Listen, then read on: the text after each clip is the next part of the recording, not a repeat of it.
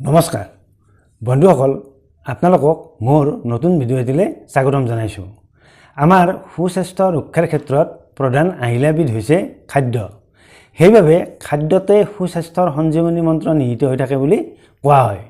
আমি নিয়মিতভাৱে যিবোৰ খাদ্য গ্ৰহণ কৰোঁ, সেই খাদ্যৰ পৰাই আমি আমাৰ সুস্বাস্থ্যৰ বাবে প্ৰয়োজনীয় বিভিন্ন পুষ্টি উপাদানবোৰ আহৰণ কৰোঁ আৰু আমি আমাৰ সুস্বাস্থ্য ৰক্ষা কৰোঁ। কিন্তু কথাটো হৈছে আমি নিয়মিতভাৱে যিবোৰ খাদ্য গ্ৰহণ কৰোঁ, সেই খাদ্যসমূহৰ কিছুমানত যথেষ্ট পৰিমাণে আমাৰ সুস্বাস্থ্যৰ বাবে প্ৰয়োজনীয় পুষ্টি উপাদান পোৱা যায়। আমি যদিহে এই বিশেষ খাদ্যসমূহৰ পুষ্টি উপকাৰিতাৰ বিষয়ে বা পুষ্টি উপাদানৰ বিষয়ে জানো, তেতিয়া আমি নিশ্চয়কৈ সুস্বাস্থ্য অৰ্জন কৰাৰ ক্ষেত্ৰত আমি অতি সহজে সফলতা লাভ কৰিব পাৰোঁ। গতিকে বন্ধুসকল, আজি আমি নিয়মিতভাৱে গ্ৰহণ কৰা এনে এবিধ খাদ্যৰ কথা পাতিম, যিবিধ খাদ্যত আমাৰ সুস্বাস্থ্যৰ বাবে প্ৰয়োজনীয় এই পুষ্টি উপাদানসমূহ যথেষ্ট পৰিমাণে পোৱা যায়। আৰু আমি আজি কথা পাতিব বিচৰা এই খাদ্যবিধ হৈছে দৈ। দৈ মানে আমি প্ৰাকৃতিকভাৱে যিবিধ দৈ গাখীৰৰ পৰা প্ৰস্তুত কৰা হয়, সেই দৈৰ কথাহে আমি আজি কথা পাতিম। অৰ্থাৎ প্ৰাকৃতিকভাৱে প্ৰস্তুত হোৱা টেঙা দৈৰ কথাহে আমি আজি পাতিম। আচলতে মিঠা দৈটো পুষ্টি উপাদান থাকে, যদিও মিঠা দৈত যথেষ্ট পৰিমাণে চেনি মিহলোৱা হয় আৰু মিঠা দৈত চেনি মিহলোৱা হোৱাৰ বাবে চেনিৰ বাবে এই মিঠা দৈ কিছু কিছু ক্ষেত্ৰত আমাৰ সুস্বাস্থ্যৰ বাবে অপকাৰীও হৈ পৰে। সেইবাবে আমি আজি টেঙা দৈৰ কথাহে পাতিম। গতিকে বন্ধুসকল, আপোনালোকে আজিৰ ভিডিঅ'টি চাই নিশ্চয় উপকৃত হ'ব পাৰিব।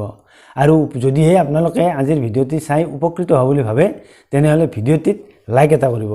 লগতে ভিডিঅ'টি আপোনালোকে শ্বেয়াৰ কৰিবলৈও আপোনালোকক অনুৰোধ জনালোঁ। আৰু আমাৰ স্বাস্থ্য ৰক্ষা চেনেলটোৰ পৰা এনেধৰণৰ ভিডিঅ' পাই থাকিবলৈ হ'লে আপোনালোকে আমাৰ চেনেলটো ছাবস্ক্ৰাইব কৰি থ'বলৈ আপোনালোকক অনুৰোধ জনালোঁ।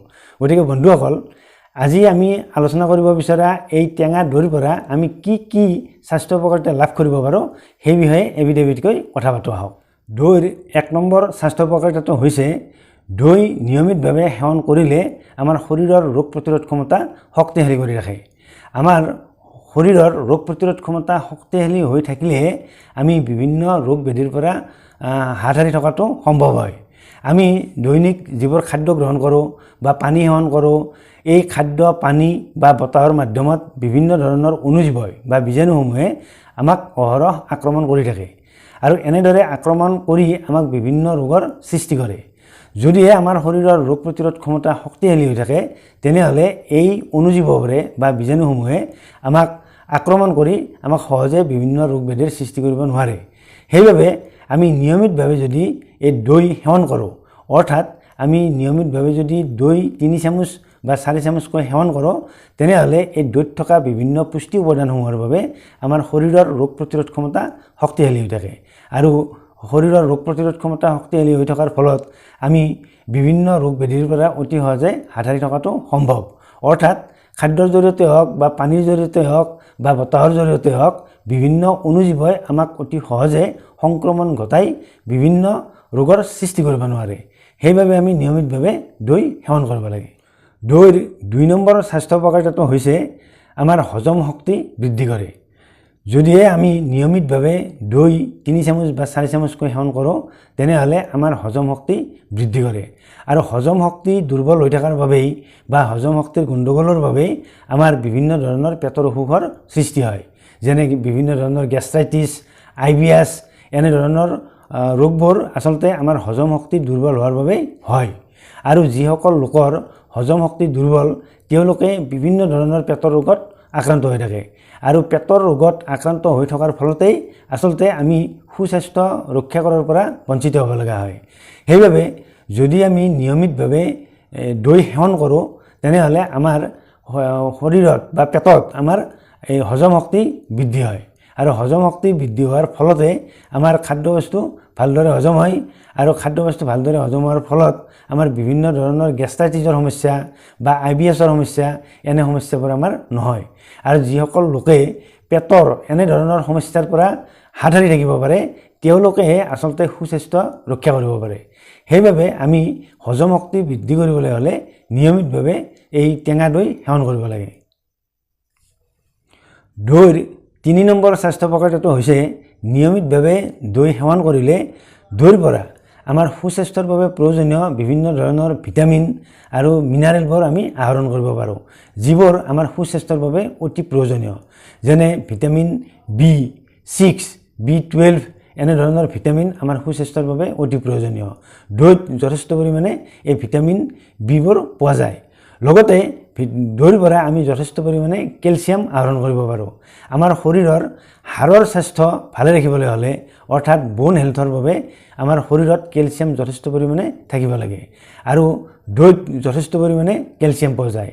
গতিকে আমি যদি নিয়মিতভাৱে দৈ সেৱন কৰোঁ তেনেহ'লে আমি আমাৰ সুস্বাস্থ্যৰ বাবে প্ৰয়োজনীয় ভিটামিন কেলছিয়াম আমি দৈৰ পৰা আহৰণ কৰিব পাৰোঁ আৰু কেলছিয়ামৰ ঘাটিৰ বাবে যিবোৰ আমাৰ সমস্যাৰ সৃষ্টি হয় সেই সমস্যাবোৰ যেনে হাড়ৰ দুৰ্বলতা, মাংসপেশীৰ দুৰ্বলতা বা দাঁতৰ ক্ষয় যোৱা এনেধৰণৰ সমস্যাৰ পৰা আমি অতি সহজে হাত সাৰি থাকিব পাৰোঁ আৰু ভিটামিন বিৰ বাবে আমাৰ শৰীৰত যিবোৰ স্বাস্থ্য সমস্যা দেখা দিয়ে তেনে সমস্যাবোৰৰ পৰাও আমি অতি সহজে হাত সাৰি থকাটো সম্ভৱ।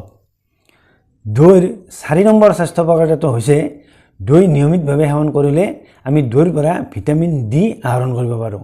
এই ভিটামিন ডি বিধ আমাৰ সুস্বাস্থ্যৰ বাবে অতি প্ৰয়োজনীয়, কিন্তু কথাটো হৈছে ভিটামিন ডি প্ৰধানকৈ সূৰ্যৰ ৰশ্মিৰ পৰাহে বা ৰ'দৰ পৰাহে আহৰণ কৰিব পাৰি, কিন্তু কিছুমান খাদ্যৰ পৰাও কম পৰিমাণে হ'লেও ভিটামিন ডি আহৰণ কৰিব পৰা যায় আৰু এনে ভিটামিন ডি সমৃদ্ধ খাদ্যসমূহৰ ভিতৰত প্ৰধানকৈ দৈৰ কথাই ক'ব পাৰি।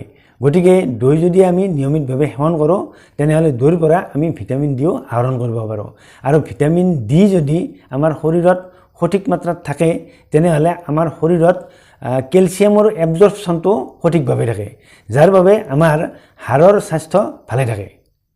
দৈৰ 5 নম্বৰ স্বাস্থ্য উপকাৰিতাটো হৈছে দৈ নিয়মিতভাৱে সেৱন কৰিলে আমাৰ শৰীৰৰ ৰক্তচাপ নিয়ন্ত্ৰণত থাকে। আমাৰ শৰীৰত এই ৰক্তচাপ বিভিন্ন কাৰণত আপ ডাউন হৈ থাকে বা আমি বেছিভাগ মানুহে উচ্চ ৰক্তচাপত ভুগিব লগা হয়, কিন্তু যদিহে আমি নিয়মিতভাৱে এই দৈ সেৱন কৰোঁ তেনেহ'লে আমাৰ শৰীৰৰ ৰক্তচাপ নিয়ন্ত্ৰণত থাকে। গতিকে যিসকল লোকে উচ্চ ৰক্তচাপৰ নিচিনা সমস্যাত ভুগি থাকে তেওঁলোকেও যদি নিয়মিতভাৱে দৈ সেৱন কৰে তেনেহ'লে তেওঁলোকৰ ৰক্তচাপ সদায় নিয়ন্ত্ৰণত থাকে। দৈৰ 6 নম্বৰ স্বাস্থ্য উপকাৰিতাটো হৈছে দৈ নিয়মিতভাৱে সেৱন কৰিলে ছালৰ স্বাস্থ্য ভালে থাকে, লগতে ছালৰ উজ্জ্বলতা বৃদ্ধি হয়। আচলতে ছালৰ স্বাস্থ্য বা ছালৰ উজ্জ্বলতা নিৰ্ভৰ কৰে পেটৰ হজম শক্তিৰ ওপৰত আৰু দৈ নিয়মিতভাৱে সেৱন কৰিলে যিহেতু আমাৰ হজম শক্তি বৃদ্ধি হয় আৰু এনেদৰে হজম শক্তি বৃদ্ধি হোৱাৰ ফলত যিহেতু আমাৰ পেটৰ যিকোনো অসুখৰ পৰা বিশেষকৈ গেষ্ট্ৰাইটিছ হওক, IBS হওক এনেধৰণৰ অসুখৰ পৰা আমি হাত সাৰি থকাটো সম্ভৱ। সেইবাবে দৈ নিয়মিতভাৱে সেৱন কৰিলে ছালৰ স্বাস্থ্য ভালে থাকে, লগতে ছালৰ উজ্জ্বলতাও বৃদ্ধি হয়। গতিকে যিসকল লোকৰ ছালৰ বিভিন্ন ধৰণৰ সমস্যা আছে বা ছালৰ উজ্জ্বলতা কম বা ছালত বিভিন্ন ধৰণৰ দাগ পৰে বা বলিৰেখা সোনকালে পৰে তেওঁলোকেও আচলতে নিয়মিতভাৱে দৈ সেৱন কৰিব লাগে। দৈ সেৱন কৰিলে ছালৰ এনেধৰণৰ সমস্যাবোৰ অতি সহজে দূৰ হৈ যায়। বন্ধুসকল, দৈ নিয়মিতভাৱে সেৱন কৰিলে কি কি স্বাস্থ্য উপকাৰিতা লাভ কৰিব পাৰি সেই বিষয়ে আপোনালোকে কথাখিনি শুনিলে।